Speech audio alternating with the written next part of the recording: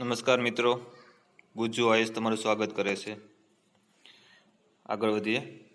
આશા વર્કરો અને સમુદાય આરોગ્ય કાર્યકરો જેવા કોરોના વોરિયર્સ માટે કેન્દ્ર સરકારે પ્રધાનમંત્રી ગરીબ કલ્યાણ પેકેજ હેઠળ આરોગ્ય કાર્યકર દીઠ આપવામાં આવતા વીમાની રકમ કેટલી છે?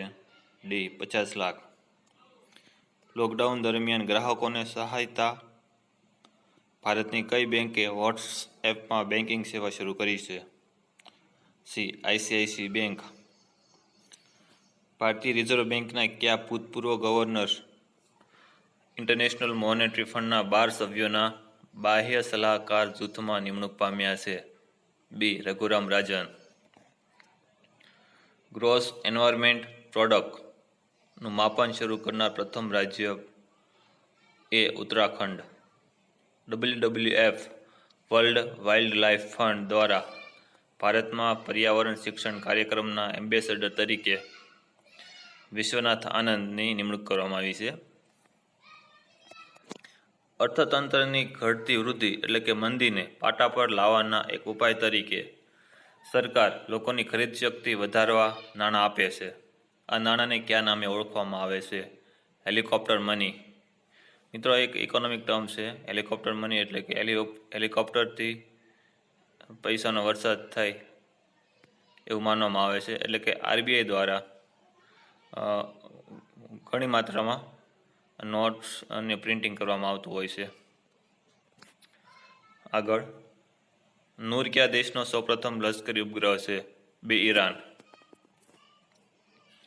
એપ્રિલ 24થી 30 એપ્રિલ દરમિયાન વિશ્વ રસીકરણ સપ્તાહ ઉજવવામાં આવે છે. વર્ષ 2020 માટે આ સપ્તાહની થીમ શું રાખવામાં આવી હતી? જવાબ B. Vaccination work for all. Central vigilance commissioner CVC તરીકે કોની નિમણૂક કરવામાં આવી? સંજય કોઠારી. ગુજરાતના પટોળા સાડી ઉત્પાદનને પ્રોત્સાહન આપવા ખાદી અને ગ્રામ ઉદ્યોગ આયોગે ગુજરાતના જિલ્લામાં પ્રથમ સિલ્ક પ્રોસેસિંગ પ્લાન્ટ શરૂ કર્યો છે. એ. સુરેન્દ્રનગર.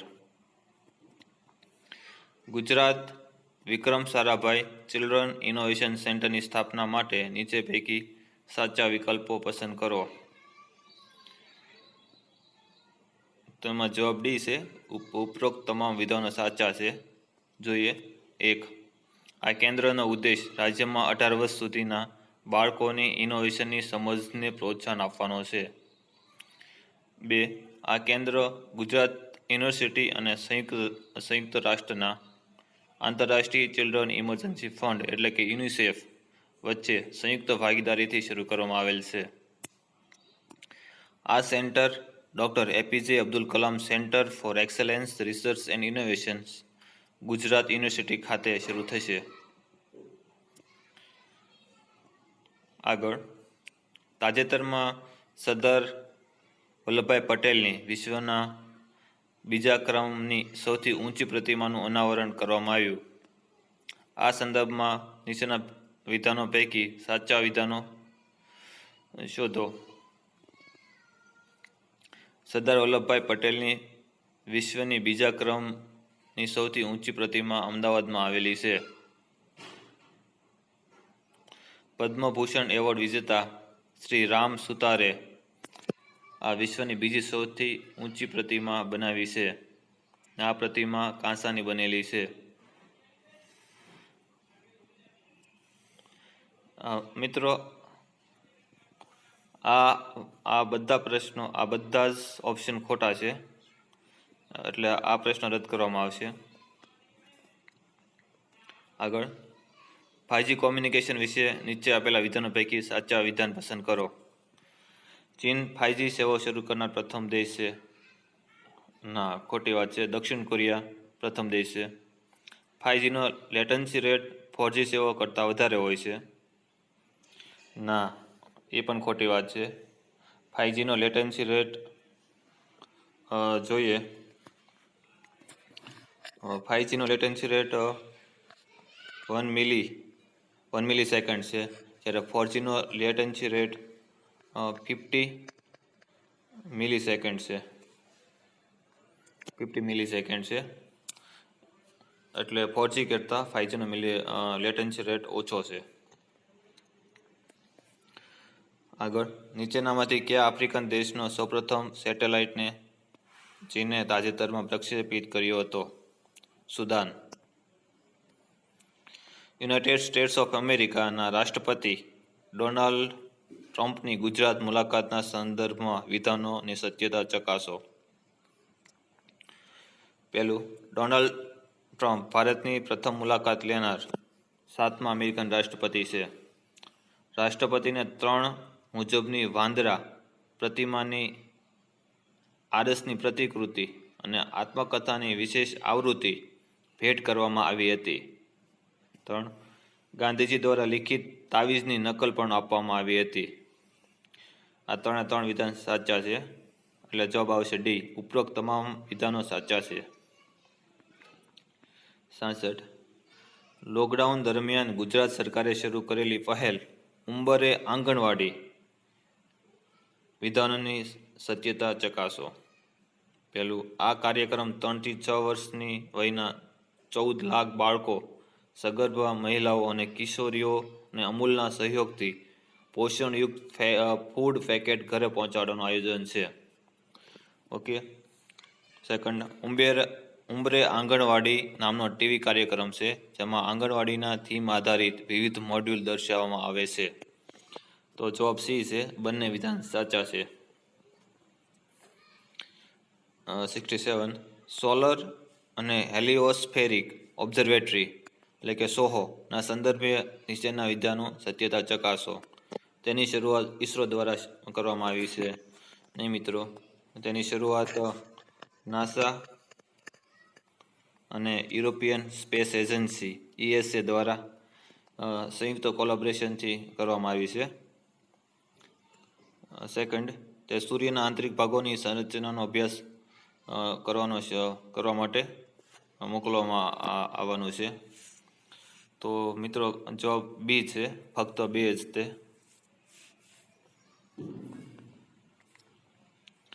ધનુષ તોપ વિશે સાચા વિધાન પસંદ કરવાનો છે. તેની રેન્જ 200 કિલોમીટર છે. તે રશિયાની બોફોર્સ તોપનું અપગ્રેડ કરેલું સંસ્કરણ છે. તેમાં GPS ટેકનોલોજી ધરાવતી ઇન્ટરનલ નેવિગેશન સિસ્ટમ છે. ધનુષ થર્મલ ઇમેજિંગ અને લેઝર રેન્જ ફાઇન્ડરથી સજ્જ એક ઓટોમેટિક તોપ જેવી સિસ્ટમ ધરાવે છે. જવાબ સી છે, ફક્ત 3 અને 4. તેની રેન્જ કેટલી છે? તેની રેન્જ જોવા જઈએ તેની તો 38ની રેન્જ છે, 38 કિલોમીટરની. અને તે સ્વીડિશ બોફોર્સ તોપ છે, તેનું અપગ્રેડેડ વર્ઝન છે. તેમાં 81% જેટલી ઇન્ડિજિનિયસ પાર્ટ્સનો સમાવેશ કરવામાં આવ્યો છે. ધનુષ તોપ છે તે ઓર્ડિનન્સ ફેક્ટરી બોર્ડ દ્વારા તેનું નિર્માણ થયેલું છે. ઇન્ડિયન આર્મીએ 114 ગન્સનો ઓર્ડર આપ્યો છે, જે 2022 સુધીમાં ભારતીય આર્મીમાં સામેલ કરવામાં આવશે. આગળ, નીચે દર્શાવેલા જોડ પૈકી કઈ જોડ સાચી છે? તો સબસોનિક મિસાઇલ એની સ્પીડ 0.9 મેક, સુપરસોનિક મિસાઇલ 3 થી વધુ મેક સ્પીડ હોય છે, હાઇપરસોનિક મિસાઇલ 5 અથવા વધુ મેક સ્પીડ. તો જવાબ બી છે, ફક્ત 1 અને 3 જ સાચું છે. સબસોનિક મિસાઇલની સ્પીડ 0.9 મેકની, હાઇપરસોનિકની 5 થી વધુ હોય છે. લીગો પ્રોજેક્ટનો હેતુ શું છે? લીગો પ્રોજેક્ટનો હેતુ ગુરુત્વાકર્ષણ તરંગો શોધવા માટે. જવાબ બી. લીગો પ્રોજેક્ટ યુરોપિયન કન્ટ્રી ફ્રાન્સમાં શરૂ કરવામાં આવેલો છે, અને તેમાં ભારત પણ એક મહત્વનો પાર્ટનર દેશ છે. હ્યુમેનોઇડ રોબોટ ફેડોર વિશે સાચા વિધાન પસંદ કરો. તો અવકાશ યાત્રા કરનાર પ્રથમ હ્યુમેનોઇડ રોબોટ છે. આ રોબોટ રશિયા દ્વારા વિકસિત કરવામાં આવ્યો છે. ફક્ત બી જવાબ છે, રશિયા દ્વારા વિકસિત કરવામાં આવેલો છે. વર્લ્ડ ઇકોનોમિક ફોરમ કયા રિપોર્ટ બહાર પાડે છે? તો જવાબ ડી છે, 3 તેના રિપોર્ટ છે. Global health initiative, the global education initiative, વૈશ્વિક લૈંગિક ગેપ રિપોર્ટ. મિત્રો, આપણે દરેક આંતરરાષ્ટ્રીય સંસ્થાના તે કયા રિપોર્ટ બહાર પાડે છે તે દરેક જોઈ લેવા. 73. ચૂંટણી પંચના સંદર્ભમાં નીચેના વિધાનોની સત્યતા ચકાસો. તો 1. સંસદની ચૂંટણીનો ખર્ચ કેન્દ્ર સરકાર ભોગવે છે અને વિધાનસભાની ચૂંટણીનો ખર્ચ જે તે રાજ્ય સરકાર ભોગવે છે. સાચું છે.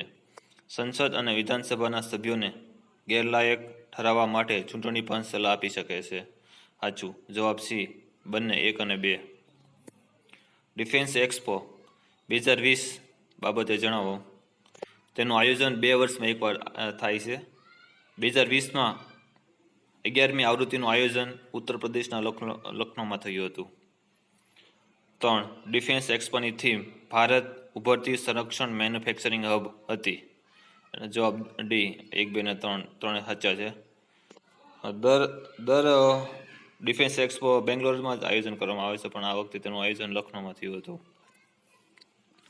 ભારત સરકાર દ્વારા શરૂ કરવામાં આવેલ સરહદી વિસ્તાર વિકાસ કાર્યક્રમ અંતર્ગત નીચે પૈકી ગુજરાતના કયા વિસ્તારોમાં અમલમાં છે આ યોજના? તો કચ્છમાં ભુજ, ભચાઉ, લખપત, માંડવી, રાપર તાલુકામાં, બનાસકાંઠામાં વાવ તાલુકો, પાટણમાં સાંતલપુર તાલુકોમાં, એટલે ઉપરોક્ત તમામ છે. જવાબ ડી આવશે. આ સરહદી વિકાસ કાર્યક્રમ ઉપરના તાલુકામાં શરૂ છે. ગુજરાત પોલીસ સંદર્ભમાં નીચેના વિધાનોની સત્યતા ચકાસો. ગુજરાત પોલીસનું મુખ્ય મથક અમદાવાદમાં છે. ગુજરાત પોલીસનું સૂત્ર સાહસ અને સેવા છે. ગુજરાતમાં 7 કમિશનરેટ સિસ્ટમ ધરાવતા વિસ્તાર છે. અને ડી, ઉપરોક્ત તમામ વિધાન ખોટા છે. તો જવાબ ડી આવશે, કેમ કે મુખ્ય મથક અમદાવાદમાં નથી, મુખ્ય મથક જ નથી. અને આપણું સૂત્ર એવું છે પોલીસનું, સેવા, સુરક્ષા અને શાંતિ. અને ગુજરાતમાં 4 કમિશનરેટ એરિયા છે.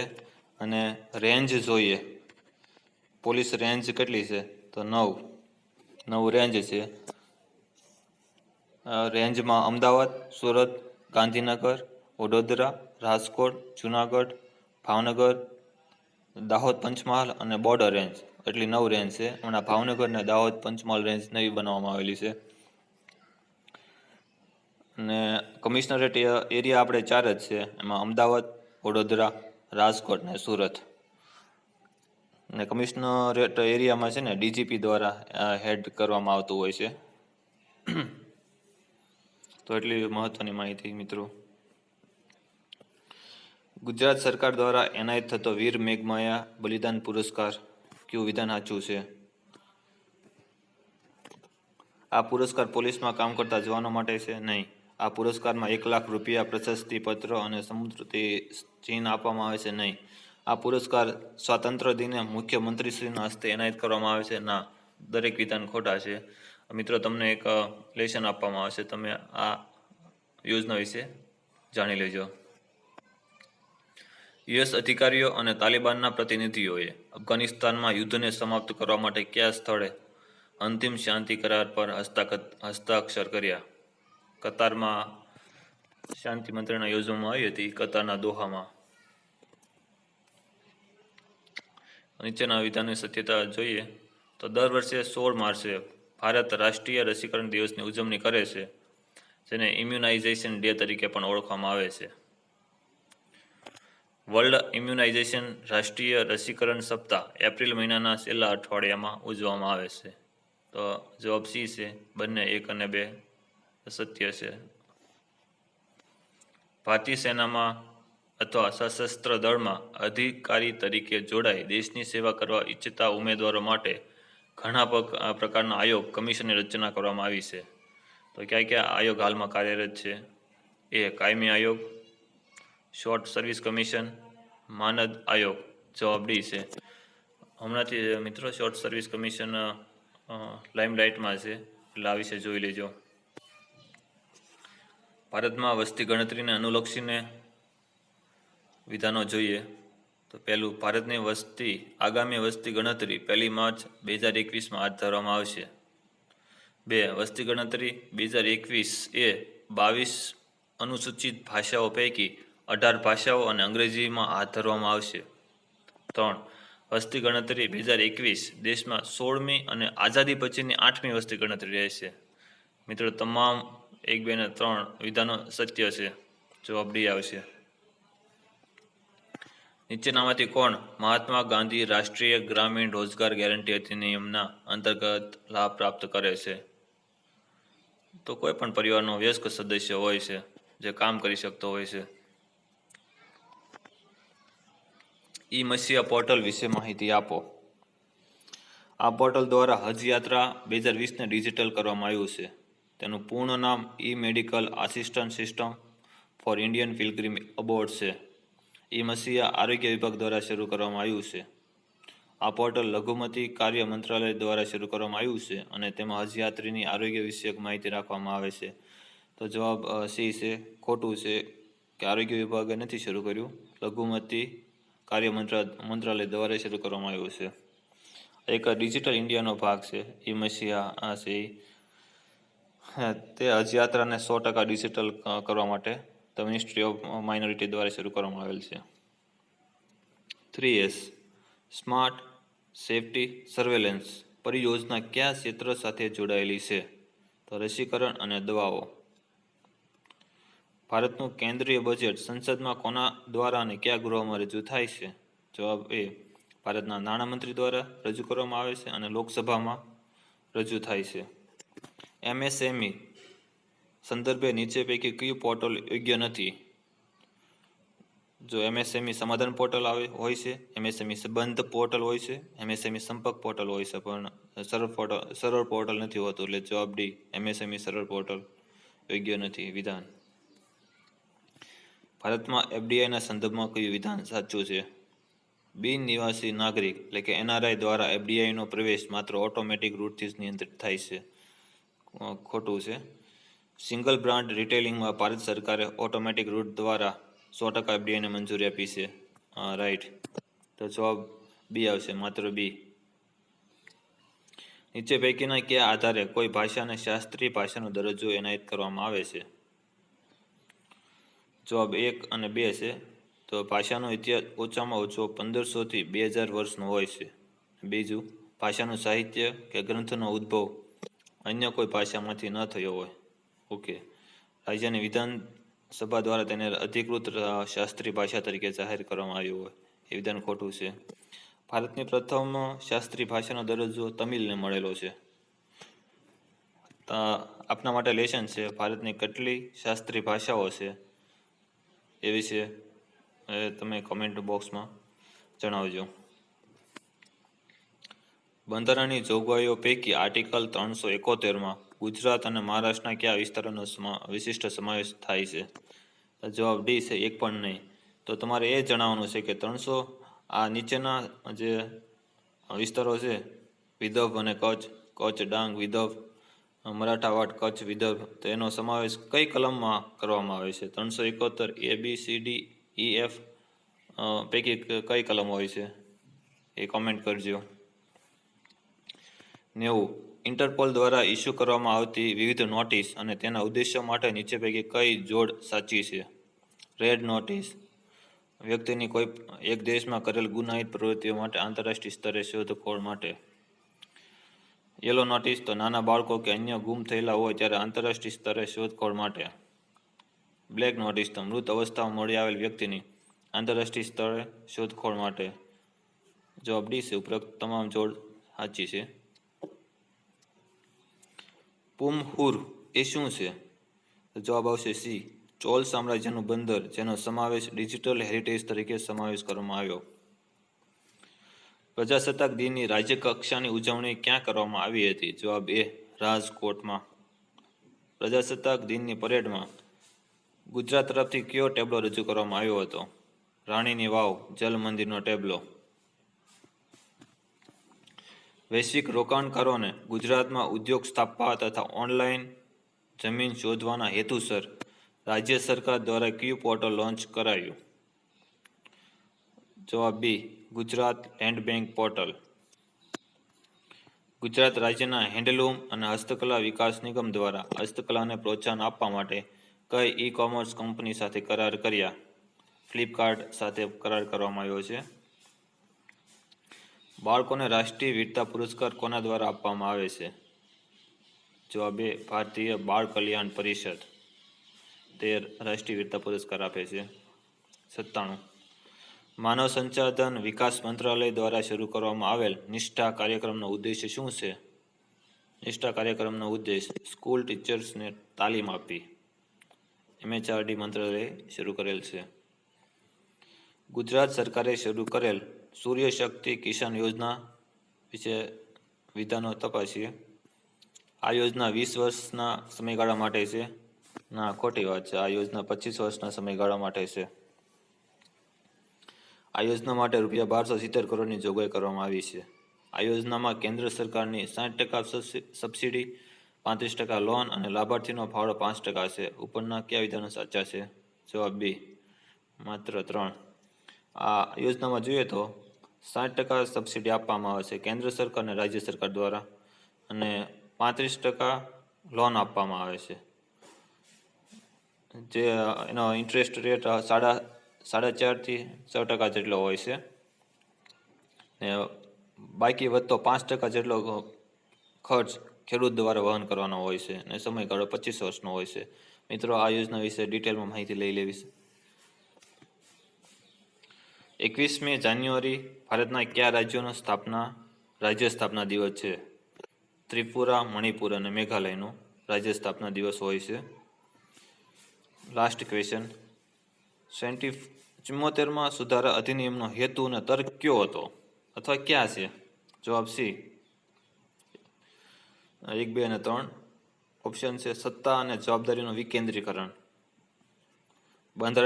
બંધારણીય દરજ્જાની જોગવાઈ, અને સ્થાનિક શહેરી સરકારોનું વધુ સારું શાસન. ઓકે મિત્રો, આવા જ આપણે ક્વોલિફિકેશનનું આપણે અઠવાડિયામાં એકવાર વિડીયો બનાવવામાં આવશે. તો થેન્ક યુ દોસ્તો.